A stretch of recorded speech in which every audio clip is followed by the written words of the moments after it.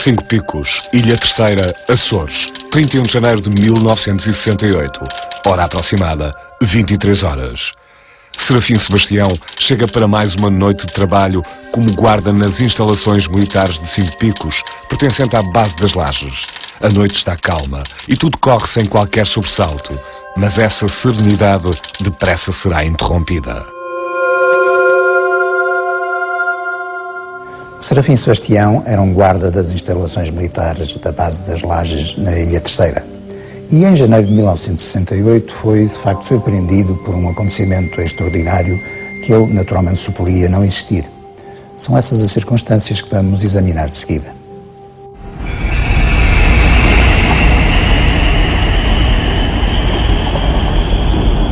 Passavam alguns minutos das 11 horas da noite, quando Serafim Sebastião, guarda nas instalações militares de Cinco Picos, pertencente à base das Lajes, chegou ao seu posto de trabalho. Naquela noite era da sua responsabilidade vigiar o paiol de munições da base. A noite estava calma e, para passar o tempo, Serafim ligou o rádio para ouvir o relato do jogo de futebol Setúbal Sporting.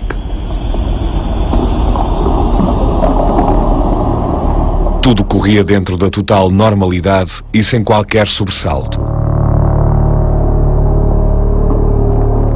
Até que, subitamente, o rádio de Serafim deixou de transmitir o que quer que fosse. Intrigado, o guarda tentou, em vão, pôr o rádio a funcionar, mas este deixou mesmo de emitir qualquer som. Estava Serafim a tentar perceber o que se havia passado com o rádio e qual o motivo da sua avaria, quando de repente um misterioso e inexplicável zumbido invadiu toda aquela zona. Atordoado por aquele misterioso ruído, resolveu sair do seu posto e ir até ao exterior para ver se conseguia perceber qual a origem daquele estranho som.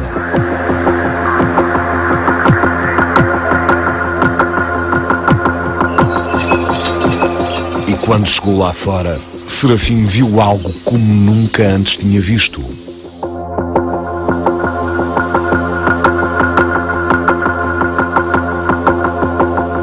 Um misterioso e insólito objeto voador aproximava-se lentamente do paiol de munições. Por mais que tentasse descodificar do que se tratava, não conseguia perceber a origem daquela estranha aeronave.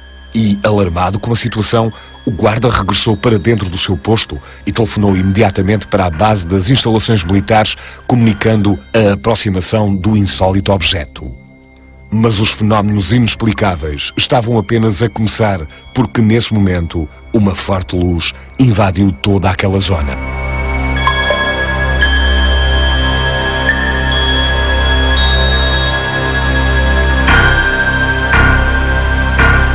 Cada vez mais atônito e nervoso com a situação que estava a viver, Serafim caminhou novamente para o exterior.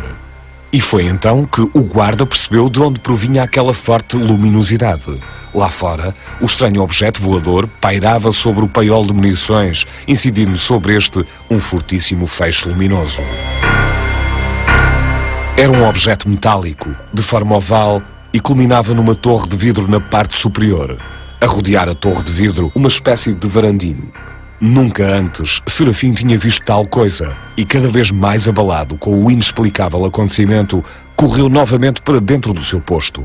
Com curiosidade em desvendar todos os detalhes do incrível objeto voador, o guarda pegou na sua lanterna e saiu mais uma vez para o exterior. Foi então que, ao apontar a lanterna para a insólita aeronave, Serafim apercebeu-se de algo verdadeiramente extraordinário. No interior da nave estavam 4 seres, 2 aos comandos desta e outros 2 no varandim da parte superior da nave. Antes que o guarda tivesse tempo de reação, uma estranha poeira levantou-se do chão, fazendo com que o guarda caísse inanimado.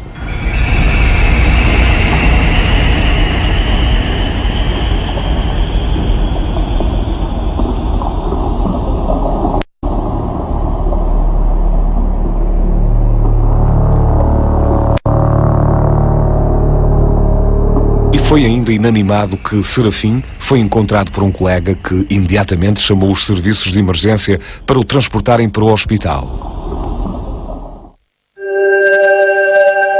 Nos dias seguintes ao insólito avistamento de Serafim Sebastião ser divulgado, foi notícia nas páginas de vários jornais locais. No dia seguinte, o jornal O Insular publica pela primeira vez esse relato dos primeiros dados relativos a este caso. Eram cerca de 3 horas da madrugada quando Serafim Vieira Sebastião, de 36 anos, natural da Ribeira Grande, guarda daquelas instalações, chegou a Angra do Heroísmo numa ambulância e deu entrada no Hospital Regional, ainda inanimado. 2 dias depois, já são jornais nacionais que reportam também ao facto, sendo que a RTP realizou no dia 25 de fevereiro um especial com cerca de 120 metros de filme sobre este caso, a propósito das possíveis relações com objetos voadores não identificados. De facto, várias foram também as notícias que associaram de imediato o objeto testemunhado pelo guarda como um objeto voador não identificado. O objeto descrito por Serafim Vieira Sebastião corresponde ao tipo clássico de disco voador. Foi apurado que o guarda não é pessoa sujeita a alucinações. Mas o testemunho do guarda não foi um caso isolado. Nos dias seguintes, outros populares também afirmaram terem observado um objeto estranho a sobrevoar os céus da Ilha Terceira na noite de 31 de janeiro. Alguém que, passado alguns dias, também reconheceu que houve movimentações estranhas nos céus dos Açores relativamente ao mesmo objeto, só que na altura não deu tanta importância. Realmente, ontem, 31, para o lado dos 5 picos, seriam 8 da noite, eu vi uma luz estranha, diferente e distante. Uma luz sobre o comprido, uma espécie de garrafa de luz. A curiosidade à volta do misterioso fenómeno testemunhado por Serafim era cada vez maior, não só por parte dos populares e da comunicação social, mas também por vários estudiosos da fenomenologia OVNI, como foi o caso dos investigadores ligados ao CTEC, Centro Transdisciplinar dos Estudos da Consciência. O caso dos Açores remonta ao ano de 1968. A única testemunha do caso era um guarda. Estava descontraído, enfim, era mais uma noite de rotina. Estava a ouvir até, inclusive, um relato de um jogo de futebol. Quando, de repente, se apercebe que o rádio deixa de transmitir. De repente, apercebe-se de um zumbido. Como fosse um zumbido de abelhas, saiu do seu posto de guarda. Ele verifica que há um objeto estranho que se está a deslocar já muito próximo do pai, e vai novamente ao posto para telefonar para os superiores, no sentido de alertar para o que estava a observar. Estava a telefonar quando se apercebe de uma claridade muito forte que entra por uma janela que o posto tinha. Quando chega cá fora, verifica que uma forte luz, um clarão enorme, projetou sobre ele, e nomeadamente sobre o paiol, e verifica que é o tal objeto estranho que está a apontar uma espécie de um foco de luz, vai buscar uma lanterna para tentar ver melhor o que se passa, digamos, na fonte emissora desse feixe de luz, que era o tal objeto estranho, e ao apontar a lanterna verifica que nesse objeto existem 4 seres. Simultaneamente, há uma poeira que se levanta do solo. Após o qual começa um processo de desmaio. Ele depois já dá conta de si no hospital, e no hospital é registado que ele ainda não estava de posse das suas capacidades mentais, porque não conseguia articular um pensamento. Portanto, ele não falava quando deu a entrada e ouvia muito mal.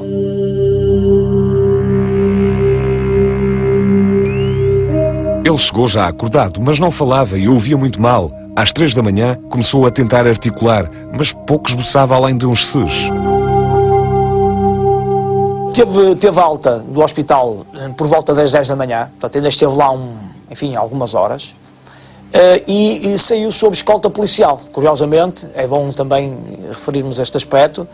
É evidente que depois, a partir daqui, o caso tem uma repercussão bastante grande, não só a nível dos média locais, nomeadamente as rádios e a própria imprensa local, mas também até teve uma repercussão a nível nacional. Todos os pormenores da noite de 31 de janeiro foram objeto de análise por parte de vários especialistas de diferentes áreas. Destes pormenores, um dos que mereceu maior atenção foi o facto do pequeno rádio ter deixado de funcionar no momento que antecedeu a passagem do estranho objeto pelos céus das instalações militares de Cinco Picos. No caso dos Açores de 68, o que temos é uma interferência sobre um rádio. Na altura, há testemunhas que estavam a ouvir um relato de um jogo de futebol e, de repente, deixa de ouvir. O rádio emudece em relação à parte dos efeitos eletromagnéticos. Pronto, o que aconteceu foi exatamente isso, foi uma interferência sobre o rádio e sobre a emissão que ele, na altura, estava a ouvir. Há determinado tipo de fenómenos que podem ser induzidos, não é, por esse campo, que podem levar a uma data de ações, por exemplo, de proteções que possam ter, por exemplo, os disjuntores fusíveis podem induzir transitórios, correntes nos circuitos que depois possam levar à atuação dessas proteções. No caso das bússolas, se houver um campo magnético intenso, é óbvio que a bússola vai ter que reagir a esse campo, não é? Pode haver até materiais que fiquem magnetizados pela ação desses campos elétricos e magnéticos. E, portanto, há uma gama muito larga de efeitos que podem surgir quando se utilizam ou quando se aplicam campos eletromagnéticos intensos, não é? Quando algum equipamento pode estar sujeito a esse tipo de campos.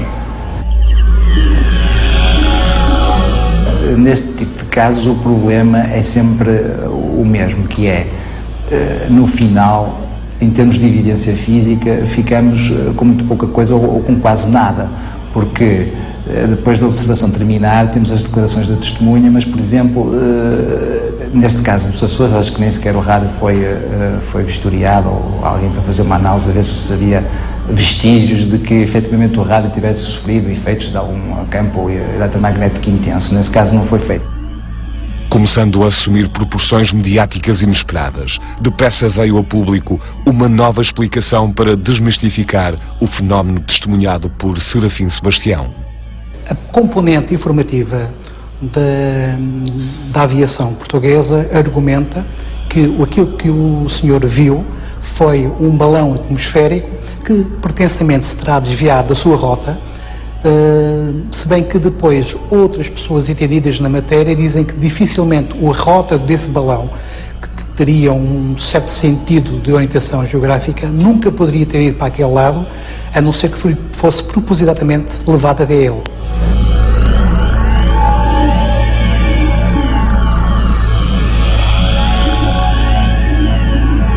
O Diário Insular, entretanto, na sua edição de hoje, explicou que ontem havia sido lançado do aeroporto das Lajes um balão meteorológico com diversa aparelhagem elétrica, levado pelo vento precisamente para a zona central da Ilha Terceira, onde se situam as instalações militares citadas. Sobre estas passam fios de alta tensão, onde se deve ter formado um campo de eletricidade estática que poderá ter assombrado o guarda. Face a esta nova teoria, o guarda das instalações de Cinco Picos não ficou indiferente e reforçou o seu insólito testemunho.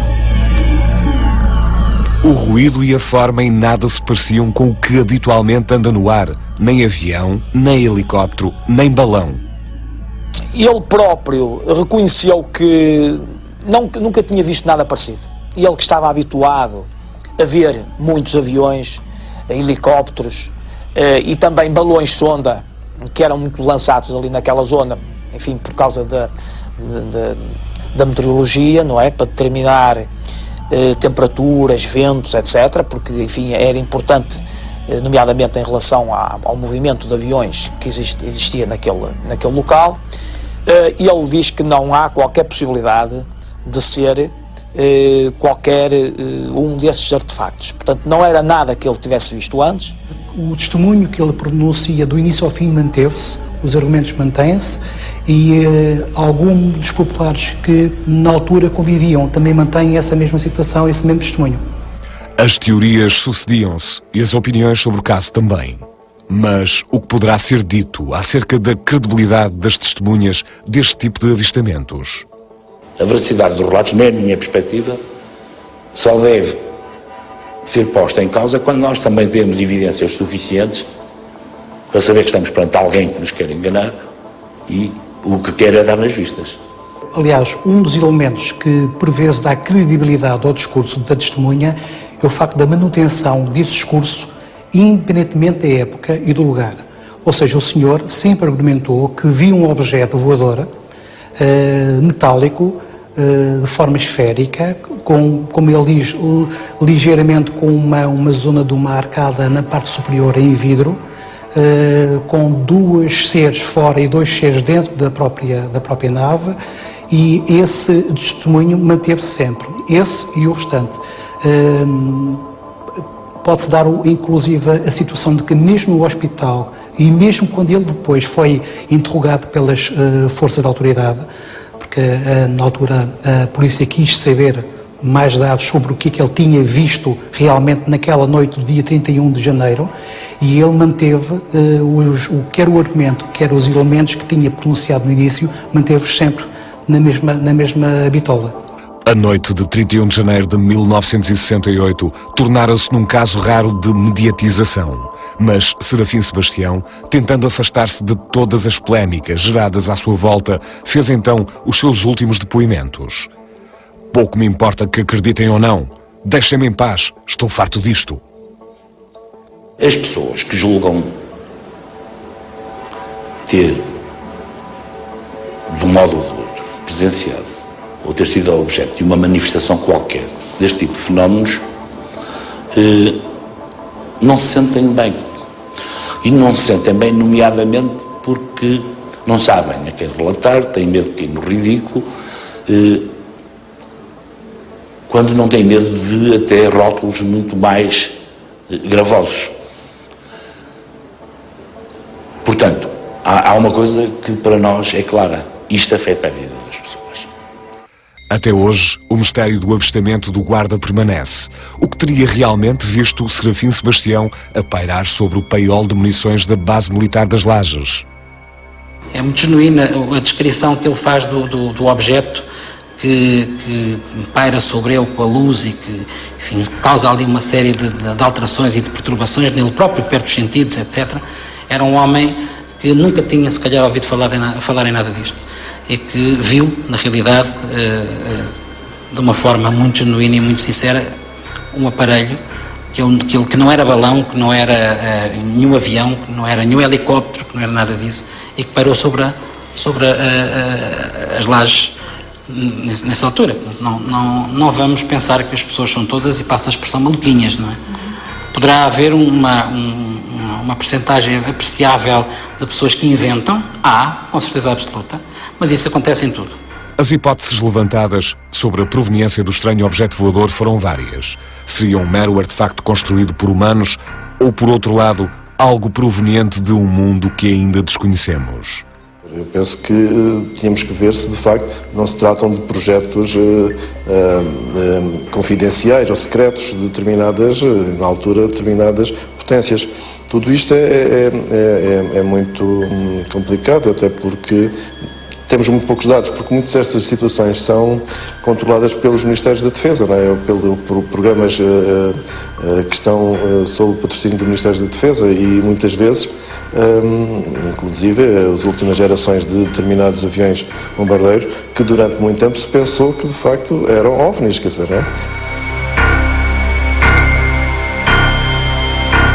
Que é, de facto, enfim, eu acho que está interrogado, não é? Devemos iniciar uma interrogação e, sobretudo, devemos ter uma maior, algum cuidado quando analisamos esses casos, não é? E julgo que isso é uma situação que, de alguma maneira, pode comprometer qualquer tipo de investigação, não é? Por não haver provas que consigam finalmente classificar insólito objeto que pairou sobre as instalações militares de Cinco Picos, o fenómeno testemunhado por Serafim Sebastião permanece, até hoje, classificado como OVNI, objeto voador não identificado. Acho que devemos continuar a ter a humildade para dizer que sabemos muito pouco disto.